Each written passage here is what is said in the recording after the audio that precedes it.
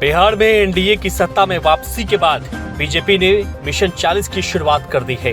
BJP का ये target है कि इस बार के लोकसभा चुनाव में जो 39 सीटें एनडीए के खाते में आई थी, अब वो एक सीट भी एनडीए अपने खाते में करने जा रही है। इसको लेकर के बीजेपी के प्रदेश अध्यक्ष और वर्तमान में बिहार के डिप्टी सीएम बने सम्राट चौधरी ने भी ऐलान कर दिया और कहा है कि इस बार के लोकसभा चुनाव में बीजेपी का मिशन 40 पूरा होकर के रहेगा। आपको बता देते हैं कि पिछले एक साल में लंबे समय से बीजेपी के लिए बिहार की राजनीति देश स्तर पर एक चुनौती बनती जा रही थी।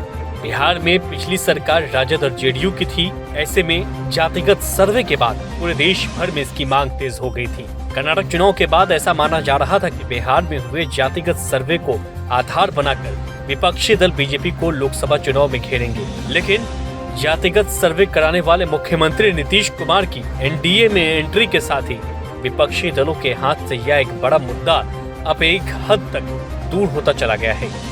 साथ ही कर्पूरी ठाकुर को भारत रत्न देकर बीजेपी ने बिहार के जातिगत गणित को साधने की कोशिश भी की है। नीतीश की एंट्री के बाद अति पिछड़ा मतदाताओं के एक बड़े हिस्से पर बीजेपी गठबंधन की एंट्री बेहद साफ दिख रही है, जो कुछ समय पहले तक बीजेपी के लिए एक मुश्किल टास्क दिख रहा था। मंत्रिपरिषद में शपथ लेने वाले मंत्रियों में जातीय अंकगणित का भी पूरा ध्यान रखा गया है। साथ ही बीजेपी के हिंदुत्व फर्स्ट की नीति को भी ध्यान में रखने का प्रयास किया गया है। इधर नीतीश कुमार की सोशल इंजीनियरिंग भी काफी चर्चित रही है, लेकिन इस बार इसमें बीजेपी का हस्तक्षेप भी देखने को मिला है। नीतीश की कैबिनेट में पहले दिन किसी मुस्लिम मंत्री ने शपथ नहीं ली है।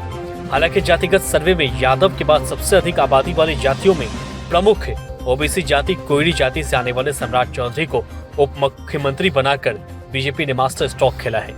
वही बीजेपी के कोर वोटर रहे भूमिहार समुदाय से विजय कुमार सिन्हा को उप मुख्यमंत्री बनाया गया है। साथ ही विजय चौधरी को भी मंत्रिमंडल में जगह दी गई है, जबकि यादव समाज से विजेंद्र यादव, कुर्मी समाज से नीतीश कुमार खुद हैं। इसके अलावा श्रवण कुमार हैं। दलित प्रतिनिधित्व के नाम पर संतोष कुमार सुमन को आगे किया गया है। राजपूत समाज से सुमित सिंह को जगह दी गई है।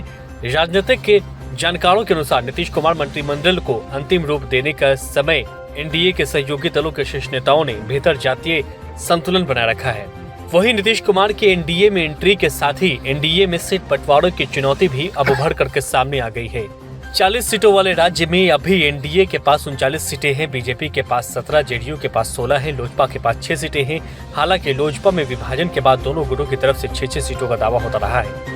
इसके अलावा नीतीश कुमार की सरकार का हिस्सा जीतन राम मांझी की पार्टी भी कम से कम 2 सीटों पर दावा कर रही है। उपेंद्र कुशवाहा की पार्टी भी 3 सीटों की मांग करती आ रही है।